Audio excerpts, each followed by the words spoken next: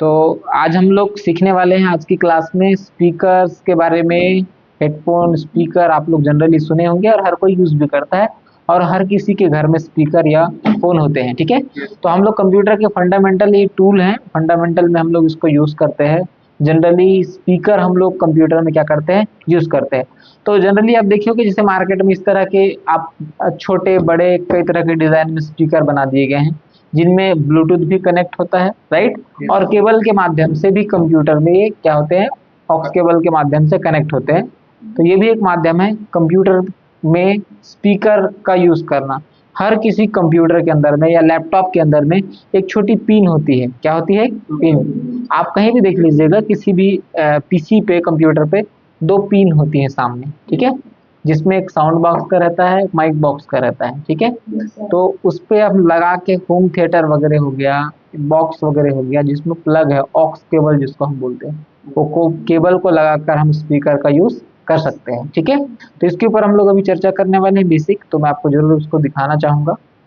देखिए स्पीकर क्या है, तो आप सबको पता है ये है आउटपुट डिवाइस। कैसा डिवाइस है? आउटपुट। ये साउंड निकालने का काम करता है कि अगर मुझे कोई मूवी या म्यूजिक सिस्टम में कंप्यूटर में चालू करना है तो मुझे स्पीकर जो है, जैसे ये आउटपुट डिवाइस हो गया, ठीक है, ये मुझे आवाज सुनाई देगा, ये इससे हम गाना सुनेंगे या वीडियो की आवाज सुनेंगे, ये क्या है? स्पीकर है। तो इसके ऊपर ज्यादा बात मैं नहीं करूंगा क्योंकि आपको इसके बारे में भली भांति नॉलेज होगा, ये बचपन से आप देखते आए। उसके बाद हेडफोन। हेडफोन में बहुत सारे हेडफोन आते हैं, ये भी आउटपुट डिवाइस है। ठीक है, दोनों साइड, लेफ्ट में और राइट में, दोनों साइड क्या होते हैं, साउंड के लिए स्पीकर लगे रहते हैं, छोटे छोटे स्पीकर लगे रहते हैं अगल बगल में। ये क्या करने का काम करते हैं? साउंड देने का काम करते हैं। तो ये हेडफोन है। ठीक है, क्या है ये? हेडफोन। इसको भी हम सीपीयू से कनेक्ट कर सकते हैं, मतलब जो हम कंप्यूटर में जो सीपीयू यूज करते हैं, ये सीपीयू हम चलाते हैं, इसमें भी यहाँ पे ऑप्शन रहता है दो पिन का। ठीक है, या हेडफोन का भी लोगो है, आप सामने बढ़िया से कोई भी सीपीयू में पीछे साइड भी, बैक साइड में भी और फ्रंट साइड भी, सामने में भी और पीछे में भी आपको देखने को मिल जाता है। ठीक है, कि अगर वायर्ड है तो या ब्लूटूथ वाला है तो आप ब्लूटूथ से भी कनेक्ट कर सकते हैं। ठीक है, ये हो गया हेडफोन। इसके बाद हम लोग बात करते हैं यूपीएस क्या है। इसके ऊपर मैंने पहले भी वीडियो में डिस्कशन किया है कि यूपीएस एक पावर सप्लाई का काम करता है। क्या करने का काम करता है? Power supply. ये मेन पावर जैसे बंद हो जाता है हमारा, मान लीजिए इलेक्ट्रिसिटी से हमारा बोर्ड कनेक्ट है और ये कंप्यूटर हमारा स्टार्ट है, चालू है, तो अगर लाइट गोल हो गई तो ये झटके से बंद हो जाएगा। बट अगर इससे यूपीएस कनेक्ट हो, अगर हम ये यूपीएस कनेक्ट करके रखे हैं तो ये यूपीएस जो है एक तरह का टेम्पररी पावर देने का काम करता है, जस्ट लाइक इन्वर्टर होता है। इन्वर्टर तो बैटरी की कैपेसिटी के हिसाब से चलता है, तो इसमें एक छोटी बैटरी लगी होती है। ठीक है, कुछ रेजिस्टेंस लगे रहते हैं, कुछ कॉइल लगे रहते हैं। ये क्या करता है? पावर को कंप्यूटर के हिसाब से पावर देता है और इसकी बैटरी की कैपेसिटी मिनिमम 10 से 15 मिनट की होती है। तब तक ये कंप्यूटर को स्टेबल रखता है कि अगर ये कंप्यूटर में कुछ मैं काम कर रहा हूँ, लाइट गोल हो गई तो मेरा डेटा डिलीट हो जाएगा, मेरी मेहनत खराब हो जाएगी। तो ये यूपीएस कुछ देर आपके कंप्यूटर को, जब तक डेटा वगैरह आप सेव कर लो, सेफ रखने के लिए, सेव वगैरह डेटा सेव रखते तक के आप यूपीएस को इस्तेमाल कर सकते हैं। जनरली लोग यूपीएस का इस्तेमाल करते हैं। ठीक है, तो हम लोग अगर यूपीएस के बारे में बात ही कर रहे हैं तो थोड़ा देख लेते हैं लाइव, राइट। ये क्या है हमारा? यूपीएस। क्या है? यूपीएस। इस यूपीएस को बहुत सारी कंपनियां बनाती हैं, अलग अलग कंपनी बनाती है। ठीक है, तो ये हमारे पास इंटेक्स कंपनी का यूपीएस है और इस पे एक बटन दी गई है। क्या दी गई है? बटन। अब ये चार्ज नहीं है, क्लियर है। इसको हमको ये प्लग को लाइट पे कनेक्ट करना होता है। क्या करना होता है? ये जो लाइट पे ये कनेक्ट रहेगा चार्जिंग वगैरह करने के लिए। अगर कंप्यूटर हमारा चल रहा है तो कंप्यूटर की पिने कहाँ लगाते हैं हम लोग? थोड़ा सा दिखा दे रहा हूँ मैं आपको, यहाँ पे मॉनिटर भी और आपका सीपीयू की भी लगा दी है। ठीक है, और एक्स्ट्रा भी दिया गया है। तो अगर इसके अंदर क्या है? बैटरी है। क्या है? बैटरी है। और ये कनेक्ट कहाँ से है? लाइट से। तो अगर ये कनेक्ट है लाइट से और इसके पीछे कंप्यूटर के प्लग लगे हुए हैं तो कंप्यूटर तो चलता रहेगा। ये लाइट पे लगा है और इसके पीछे कंप्यूटर के प्लग लगे हैं तो कंप्यूटर तो चलता रहेगा। अब लाइट गोल हो गई तो इस पे पावर आना बिजली से तो बंद हो गया, बट इसके अंदर क्या है? बैटरी है। ये बैटरी आपको 10 से 15 मिनट कंप्यूटर को चालू रखेगी। क्या रखेगी? कंप्यूटर को चालू रखेगी। क्लियर है? आप इसको स्टार्ट करेंगे, अभी ये लो है, ठीक है, इसको लाइट पे हम कनेक्ट करेंगे, चालू हो जाएगा। तो इस पे इसका इस्तेमाल ज़्यादातर पहले बहुत होता था, अभी भी काफ़ी सारे लोग करते हैं, बट जनरली आज सब कोई इन्वर्टर यूज़ करता है अपने यहाँ, तो इसका इस्तेमाल थोड़ा कम हो गया है पहले के मुकाबले, ठीक है। तो ये कंप्यूटर को डायरेक्ट बंद होने से क्या करता है, मदद करता है, ठीक है। ये छोटा इन्वर्टर की ही जैसा ये काम करता है, एक शब्द में मैं बोलूँ तो, ठीक है। डाटा सेव करते तक के, अब इसकी डेफिनेशन यहाँ है, इसका स्क्रीनशॉट हम डाल देंगे ग्रुप के अंदर में, आप देख भी सकते हैं वहाँ से, ठीक है। उसके बाद ये यूपीएस को समझ पाए आप लोगों ने, इस पर कोई डाउट? आई थिंक मुझे लगता है किसी भी तरह का कोई डाउट नहीं होगा, ठीक है। आगे हम लोग बात करने वाले हैं, वो बात करने वाले हैं, नेक्स्ट जो हम लोग बात करने वाले हैं वो है सीपीयू। क्या के बारे में बात करने वाले हैं? सीपीयू क्या होता है। यूपीएस जान लिया, स्पीकर जान लिया, राइट। महत्वपूर्ण हिस्सा है वो है हमारा सीपीयू। क्या है? सीपीयू। तो सीपीयू के बारे में हम लोग पूरा जानेंगे बेसिक से, और मैं चाहूंगा एक सीपीयू उठा के लेके आओ आप जितेन, वो सीपीयू का रखा हुआ है, सीपीयू उठा के लाइए, मैं लाइव आपको दिखा रहा हूँ सीपीयू क्या है, काम कैसे करता है। कंप्यूटर का एक अहम भाग है, इसको क्या बोलते हैं, सेंट्रल प्रोसेसिंग यूनिट। आ जाइए उठा के लेके आइए, ये है देखिए सीपीयू, इसका पल्ला निकला हुआ है, ठीक है, ढक्कन। ये प्रैक्टिकली चलो मैं दिखाने के लिए, चालू पीसी है ऐसे ऑलरेडी, ये सीपीयू जो है चालू है। आप समझो सीपीयू क्या है, तो ये एक सेंट्रल प्रोसेसिंग यूनिट है, केंद्रीय प्रचालन तंत्र शुद्ध हिंदी में, ठीक है। कंप्यूटर का इसको दिमाग भी कहते हैं, क्या कहते हैं? कंप्यूटर का दिमाग। ये सारे निर्देश को प्रोसेस करता है, अगर ये सारे काम, कंप्यूटर का मेन पार्ट यही सीपीयू। क्या है? सीपीयू ही कंप्यूटर का मेन पार्ट है। अब इसके अंदर क्या होता है थोड़ा लाइव देख लेते हैं, ठीक है। तो थोड़ा मुझे हेल्प करेंगे आप इसको रखने के लिए, ठीक है। इसको थोड़ा ये कर दीजिए हल्का सा, बस बस, ओके। चलिए इसको, ये देखिए ये है सीपीयू। अब इसके पूरे भागों को मैं बढ़िया से आपको समझा दे रहा हूँ। ये देखिए ये है हमारा सीपीयू, ठीक है। इस पे हर सीपीयू के आकार के हिसाब से बटन होंगे, कंफ्यूज नहीं होना है। अलग आप अलग अलग सीपीयू में अलग अलग बटन आपको देखने को मिलेंगे। पहला हमारा एक वीडियो है इसी यूट्यूब के चैनल में भी, उस वीडियो में पहला दिन में हम लोगों ने सीपीयू के बारे में कुछ बताया है, ठीक है। अब इसको हम जान लेते हैं इसमें क्या क्या है। आ जाइए, सबसे पहला है ये पावर बटन। क्या है बटन? इसको कौन सी बटन बोलते हैं? Power button. पावर बटन है पहली बटन, क्या है? Power button. यहाँ पे एक दूसरी बटन है, ये है रीस्टार्ट बटन। कौन सी बटन है? Restart button.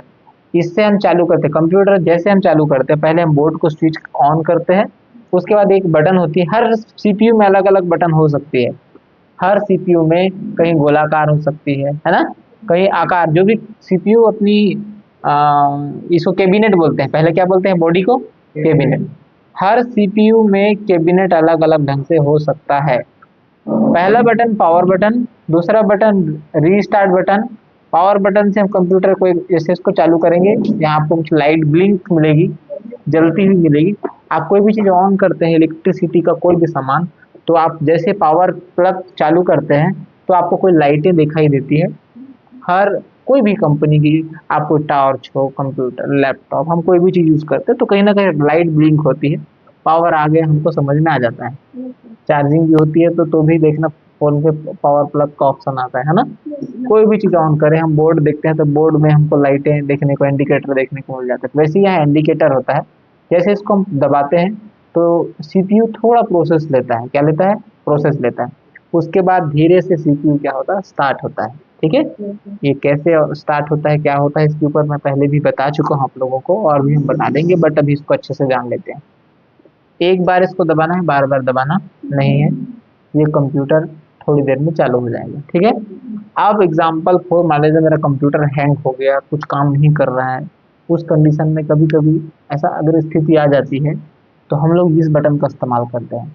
इसको ऐसा दबाते हैं तो ये रीस्टार्ट हो जाता है। जैसे फ़ोन में भी देखना आप, जब स्विच ऑफ करते होंगे तो ऑप्शन आता है रीबूट करके आता है, या रीस्टार्ट करके आता है। दो ऑप्शन आता है, रीबूट या रीस्टार्ट, और एक शट डाउन करके आता है, ये स्विच ऑफ करके आता है, बंद करने का। तो वैसे ही रीस्टार्ट बटन है, यहाँ पे पोर्ट है, क्या है, पोर्ट। अब बोलोगे सर ये पोर्ट क्या होता है, तो ये होता है जैसे माउस लगाना है, कीबोर्ड का पिन लगाना है इसके अंदर में, जैसे कीबोर्ड हम यूज करते हैं ना जी, तो इसमें एक तार होता है, प्लग होता है ना, तो इस पे यूएसबी लगाने के लिए ये इसका इस्तेमाल हम लोग करते हैं, ठीक है। और भी केबल लगा सकते हैं, मोबाइल का केबल वगैरह कंप्यूटर में कनेक्ट करते हैं तो कहाँ से करते हैं, ये यूनिवर्सली पोर्ट है, यूएसबी पोर्ट है, इस पे हम लगाकर अपने फोन से क्या करते हैं, कनेक्ट करते हैं। क्लियर, यहाँ तक क्लियर, समझ में आ गया। उसके बाद ये है डीवीडी राइटर, यहाँ ये सीडी ड्राइवर है, जैसे अभी के बहुत सारे पीसी में बाहरी भी देता है, इंटरनल भी देता है, जैसे इसमें लगा हुआ है, ठीक है, इस पे एलजी का लगा हुआ है सीडी, इसको हम प्रेस करेंगे, इसको दबाएंगे तो सीडी बाहर आ जाएगी। जो डीवीडी हम लोग पहले खरीदते थे मार्केट में पुराने जमाने में, वो कंप्यूटर में भी देती है, और कुछ कंप्यूटर्स पे अभी अभी आज के टाइम में जनरली मैं देखा हूँ नहीं आती, एक्सटर्नल अलग से यूएसबी केबल के थ्रू एक डीवीडी आती है, कुछ इस तरह से उसका आकार होता है, इस तरह का, ठीक है, ये तो हार्ड डिस्क है, बट इस तरह का आकार होता है, और यहीं से आप प्लग लगाएंगे यूएसबी से, यहाँ से कनेक्शन रहता है, और यहीं से डीवीडी आप इस्तेमाल कर सकते हैं, सीडी कैसेट इस्तेमाल कर सकते हैं। तो इसमें ऑप्शन दिया है, कुछ में नहीं देता है। यहाँ तक क्लियर हो गया, यहाँ के पार्ट समझ में आ गए आपको। दो बटन महत्वपूर्ण है, पहला बटन यही महत्वपूर्ण है, और रीस्टार्ट की बटन है। फिर यहाँ पे और है, ये है जैसे हेडफोन वगैरह यूज करते हैं, ईयरफोन, गाने सुनना है कंप्यूटर से, तो यहाँ पे आप प्लग कर सकते हैं। मोबाइल में भी ऑप्शन रहता है, ये सर ना, जैसे लैपटॉप है तो लैपटॉप में भी ऑप्शन होता है, जैसे लैपटॉप रखा हो यहाँ भी एक ऑप्शन देखने को मिल जाएगा। उसी तरह यहाँ माइक का ऑप्शन है, क्या का ऑप्शन है, माइक। जैसे अभी मैं रिकॉर्डिंग कर रहा हूँ तो ये माइक लगा हुआ है, क्या लगा हुआ है, माइक। जनरली मैं थोड़ा आपको एग्जांपल के लिए बता दूं,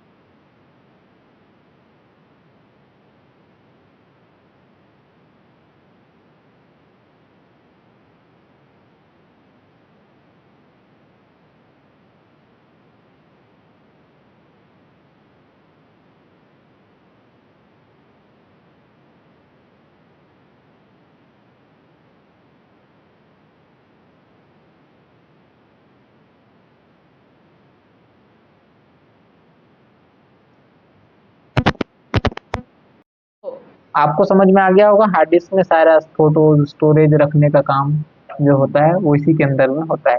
ये खराब हो गया तो आपका कंप्यूटर ऑन नहीं होगा, ठीक है, एरर आएगा, ऑन नहीं होगा अगर इसमें प्रॉब्लम आ गई तो, ठीक है। उसके बाद क्या है और जानने लायक क्या चीजें है अंदर में है, रैम। क्या है? रैम। ये स्लॉट दिख रहा है वो रैम का है, यहाँ दो स्लॉट रहते हैं। क्या रहते हैं? दो स्लॉट। अब रैम के बारे में हम पढ़ेंगे तो मैं बताऊंगा आपको, ठीक है। क्या होता है अंदर में? रैम होता है। क्या होता है? रैम होता है, ठीक है। ओवरऑल मैंने यहाँ पे कुछ, यहाँ केबल है पावर स्विच के जो उधर सामने जाते हैं, पावर ऑन उससे होता है, फैन है, मदरबोर्ड है, अंदर में प्रोसेसर है। क्या है? प्रोसेसर है, ठीक है।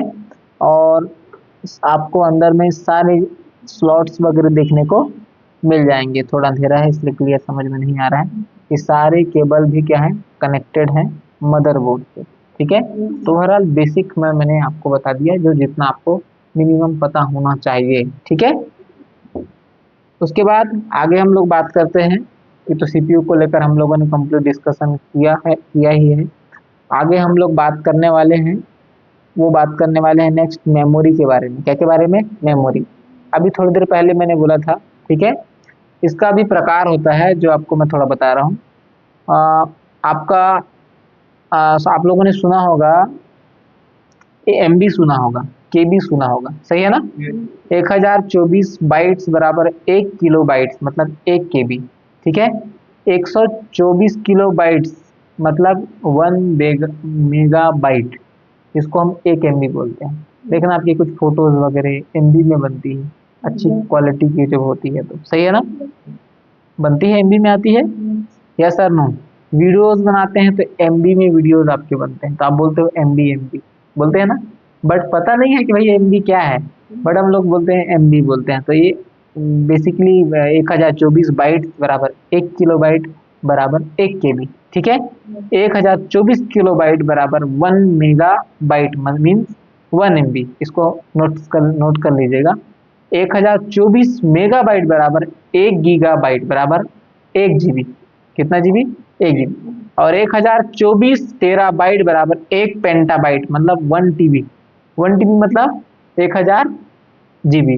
कितना जीबी? 1000 GB। और 1024 एक्साबाइट एक्साबाइट जो है 1 जेटाबाइट बराबर 1 जेट। देखो सबका कन्फिगरेशन है, ठीक है। यूनिट है, मेमोरी की यूनिट है। मेमोरी तो सुनते हैं हम, तो इस यूनिट के बारे में आपको पता होना चाहिए, ठीक है। केबी किसको बोलते हैं, एमबी किसको बोलते हैं, जीबी किसको बोलते हैं, 1 TB किसको बोलते हैं, 1 जेड भी किसको बोलते हैं, ठीक है। क्लियर है? ये सभी चीजें आपको पता होनी चाहिए। अब मेमोरीज के प्रकार अलग अलग हैं, उसको हम लोग नेक्स्ट चैप्टर में डिस्कशन करने वाले हैं। उम्मीद है यहाँ तक आपको समझ में आया होगा। बाकी नेक्स्ट वीडियोस में सारी चीजें आपको बताई जाएगी। नेक्स्ट मेमोरी के प्रकार को हम लोग डिस्कशन करने वाले हैं। अभी हम लोग जानने वाले हैं मेमोरी के बारे में। क्या के बारे में? मेमोरी। इससे पहले हम लोगों ने क्या जाना था, एक बार थोड़ा सा दिखा दे, यूनिट ऑफ मेमोरी। मेमोरी की यूनिट क्या होती है? तो 1 bit binary digit, 1024 zettabyte, 1 yottabyte is equal 1 by B. ये नाम आप पहली बार सुन रहे होंगे। हम लोग ज्यादातर केबी का नाम सुने थे और एमबी का नाम सुने थे और जीबी का नाम सुने थे, समझ में आ रहा है? तो यहाँ पे इसकी पूरी डेफिनेशन है। डिब्बी मिली? नहीं मिली? मिला? वो लेके आ जाओ। 1024 बाइट्स बरा 1 kilo byte is equal 1 kilo byte is equal 1 केबी। कितना केबी? 1 केबी, ठीक है। 1024 बाइट्स बराबर 1 किलो बाइट्स मतलब 1 केबी। अब ये किलो बाइट्स है ना, तो 1024 किलो बाइट्स, ठीक है। 1 मेगाबाइट बराबर 1 MB। 1024 अगर केबी हुआ तो 1 MB हो जाते हैं। कितना MB हो जाता है? बड़ी वाली रही होगी, बड़े बड़ा डब्बा रहा होगा, हाँ वही तो रहा होगा। और 1 गीगाबाइट बराबर 1 GB। क्लियर है? कितना जीबी? 1 GB। 1 TB क्या को बोलते हैं? 1 TB बराबर, टीबी सुने हो? टीवी सुने होंगे, टीवी नहीं सुने होंगे, है ना। 100 GB 1000 GB अगर हो जाता है कंप्लीट, हाँ 1000 जीबी जब कंप्लीट हो जाता है ना हम लोगों का, तब क्या होता है, 1 टीबी होता है। यस और नो? जैसे ये मेरे पास हार्ड डिस्क रखी हुई है, ये 500 जीबी की है। कितने जीबी की है? कितने जीबी की है? 500 जीबी की। हाँ, 1000 जीबी होती थी कि क्या बोलते इसको हम? 1 टीबी। क्या बोलते? 1 टीबी बोलते। क्लियर है?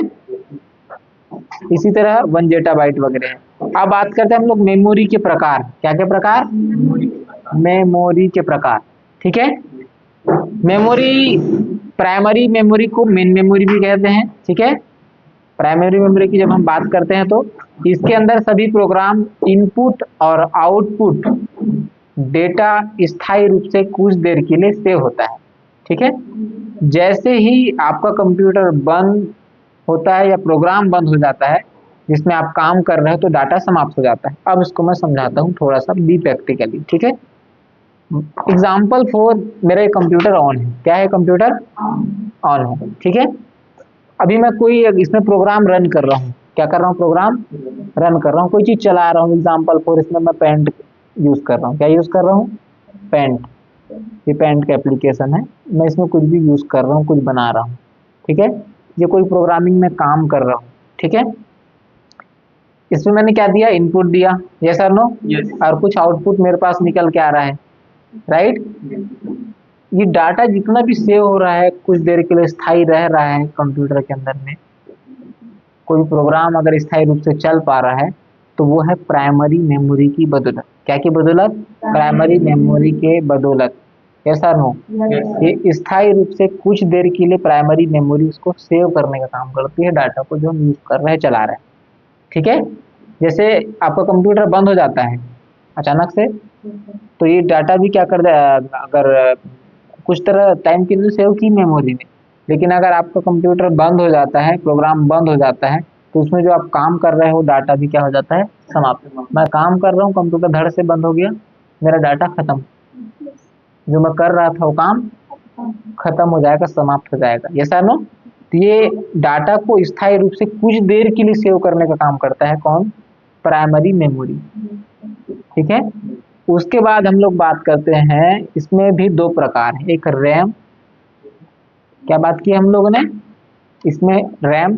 तो रैम कहाँ होता है? मोबाइल में भी होता है और कंप्यूटर में भी होता है। तो ये देखिए, ये क्या है? क्या है ये? रैम। ठीक है, ये कितने जीबी की रैम है? तो ये है 2 जीबी की रैम। कितने जीबी की रैम? लिखा हुआ है यहाँ 2 जीबी, देख पा रहे हैं आप? 2 जीबी ये रैम है। ये कहाँ लगती है? सीपीयू के अंदर में, मदरबोर्ड में जाके रैम लगती है। ठीक है, तो एक इसको क्या बोलते हैं? रीड एक्सेस मेमोरी भी कहते हैं रैम को। क्या बोलते हैं? रीड एक्सेस मेमोरी भी करते हैं। मैं अभी इसके बारे में भी बात की है। जब हम कंप्यूटर में कोई भी डाटा या प्रोग्राम को इनपुट करते हैं, मतलब कोई भी चीज हम ओपन करते हैं, चलाते हैं, है ना, ये कुछ समय के लिए उस डाटा को सेव रखता है, और जैसे बिजली चली जाती है या कंप्यूटर बंद हो जाता है तो डाटा नष्ट हो जाता है, खत्म हो जाता है। ठीक है, रैम का काम समझ में आया? कुछ टाइम के लिए डाटा को क्या करने का काम करता है? सेव करने का काम करता है। आपका कंप्यूटर चल रहा है, प्रोग्राम कुछ आप चला रहे हैं, कुछ इनपुट दे रहे हैं, मतलब यूज कर रहे हैं कंप्यूटर को, कुछ संदेश दे रहे हैं कंप्यूटर, कुछ चीजों पर आप कर रहे हैं। ठीक है, तो डाटा को सेव करने का क्या करता है? रैम काम करता है। अगर आपके रैम में कचरा आ जाए, रैम में थोड़ी प्रॉब्लम हो जाए, तो आपका कंप्यूटर स्टार्ट होने में दिक्कत करेगा। दिक्कत क्या? कंप्यूटर आपका स्टार्ट ही नहीं होगा। स्टार्ट भी होने को होगा, सीपीयू ऑन भी होगा, लेकिन आप कंप्यूटर यूज नहीं कर पाते। तो एक महत्वपूर्ण भूमिका है प्रोग्राम को चलाने के लिए, सॉफ्टवेयर को रन करने की के लिए रैम की। ये खराब मतलब कहानी खत्म। ठीक है, उसके बाद यहाँ भी अब स्क्रीन पे देख रहे होगी, कुछ इस तरह का ही आकार है ना? इसमें अलग अलग जीबी की रैम आती है। ये अकॉर्डिंग टू डेस्कटॉप, आपके कंप्यूटर, आपकी लैपटॉप, उसकी कैपेसिटी के हिसाब से आप जैसा चाहें आप उसमें रैम फेर बदल कर सकते हैं, लगा सकते हैं। ठीक है, यहाँ तक समझ में आया? और यहाँ जब किसी डेटा को कंप्यूटर में इनपुट करते हैं तो डाटा सबसे पहले रैम में जाता है। कहाँ जाता है? रैम। रैम में जाने के बाद वो सीपीयू में अपने आवश्यकता के अनुसार वहां से प्राप्त करता है। इसे अस्थायी मेमोरी भी कहते हैं। कैसी मेमोरी कहते हैं? अस्थायी मेमोरी भी कहते हैं। ठीक है, आपकी रैम आपके कंप्यूटर में होगी जितनी ज़्यादा क्षमता वाली होगी, जितनी अच्छी रैम होगी, अच्छी क्वालिटी की रैम होगी और ज़्यादा जीबी की रैम होगी, तो आपके कंप्यूटर की परफॉर्मेंस में भी थोड़ा बहुत असर इसका पड़ता है। आपका कंप्यूटर भी अच्छा परफॉर्म करता है अगर आपकी रैम ज़्यादा है तो। जैसे मोबाइल में रैम अच्छी है तो मोबाइल की परफॉर्मेंस भी अच्छी हो जाती है। Yes sir no? आगे बात करें, फिर है रोम। नाम से ही पता चल रहा है कि ऐसा मेमोरी जिसका इस्तेमाल किसी भी डाटा को रीड यानी पढ़ने के लिए किया जाता है। क्या के लिए किया जाता है? देखो, R for read, O for only memory, read only memory. ठीक है, डाटा को पढ़ने के लिए इसका इस्तेमाल किया जाता है, ये स्थायी मेमोरी होती है। जबकि बिजली चली भी जाती है या प्रोग्राम बंद हो जाता है जिस पर हम काम कर रहे हैं, तो ये डेटा उसके अंदर स्थायी रूप से सुरक्षित रहता है, डेटा नष्ट नहीं होता। आई समझ में बात? क्या बोला हमने? स्थायी रूप से डाटा को क्या करता है? संग्रहित करके रखता है। क्लियर है? ये क्या कहलाता है? रोम। क्या कहलाता है? रोम। इसमें भी अलग अलग प्रकार की मेमोरी है, जैसे पी रोम है, ई रोम है ना? ई पी रोम है, जैसे programmable read only memory, reprogrammable read only memory, electricity erasable programmable read only memory. ये अलग अलग क्या है? मेमोरी के प्रकार हैं। क्लियर है? अब बात करते हैं हम लोग सेकेंडरी मेमोरी, द्वितीयक मेमोरी। ठीक है, इसको बाह्य मेमोरी भी कहा जाता है क्योंकि ये सीपीयू के बाहर होती है। सीपीयू अभी मैंने प्रैक्टिकली आपको बताया सीपीयू के बारे में, है ना? सीपीयू में क्या बोलते हैं, आपको सहायक मेमोरी के रूप में कार्य करता है, अर्थात किसी भी डाटा प्रोग्राम को इसके अंदर स्टोर करके रखा जा सकता है या रख सकते हैं। डेटा या प्रोग्राम कभी नष्ट नहीं होता, साथ ही साथ स्टोरेज की क्षमता काफ़ी ज़्यादा होती है। जितनी कीमत वाली मेमोरी खरीदते हैं उतनी ज़्यादा आपको स्टोरेज दिया जाता है। ठीक है, ये होती है कौन सी memory? Secondary memory. Secondary memory जैसे पेन ड्राइव हो गया, क्या हो गया? Pen drive. मेमोरी डिस्क हो गया, ठीक, फ्लॉपी डिस्क हो गया, हार्ड डिस्क हो गया। क्या है? हो गया हार्ड डिस्क। देखे हैं आपने, इसके बारे में चर्चा भी की है, पिछले वीडियो में भी हम लोगों ने चर्चा की है। तो ये सब क्या है? सेकेंडरी मेमोरी के अंतर्गत आती है। पेन ड्राइव देखते हैं आप, पेन ड्राइव सुने हैं? कोई भी डाटा को हम लोग रखते हैं, उसमें सेव रखने का काम करते हैं। क्या में रखते हैं हम सेव? मेमोरी समझ में आ गई आपको? हार्ड डिस्क हो गई, ये भी डाटा रखने का काम करती है कंप्यूटर में। ठीक है, इसको भी अलग से अंदर भी एक्सटर्नल भी होती है, बाहरी भी, और इंटरनल भी। इंटरनली मतलब अंदर फिट होती है और एक्सटर्नली मतलब बाहर। ये हार्ड डिस्क को बाहर भी लगाया जा सकता है, इसमें भी डाटा सेव किया जा सकता है। उसके बाद पेन ड्राइव आती है। ठीक है, छोटी सी पेन ड्राइव होती है, उसका इस्तेमाल भी डाटा को सेव रखने के लिए किया जाता है। ठीक है, ये क्या कहलाती है? Secondary memory. क्लियर? बाहर डाटा को सेव रखना है तो आपको सेकेंडरी मेमोरी का इस्तेमाल आप कर सकते हैं। ठीक है, सीडी डीवीडी सीडी भी होती है, उसमें भी डाटा होता है। डीवीडीज जो होती है उसमें भी तो डाटा भरा जा सकता है।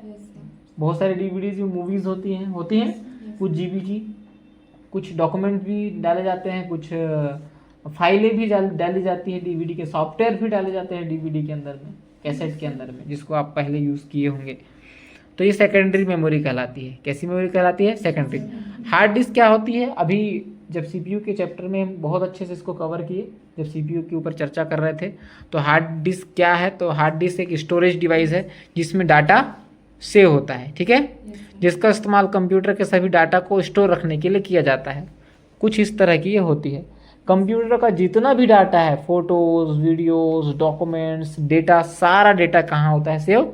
आपके हार्ड डिस्क में होता है। वीडियो, सॉन्ग, सॉफ्टवेयर, फाइल वगैरह, ऑडियो, सॉन्ग वगैरह सभी चीज़ें कहाँ से होती हैं? जाके हार्ड डिस्क। इसको बाहर निकाल दिया तो कहानी खत्म है, आपका डेटा सेव नहीं होगा।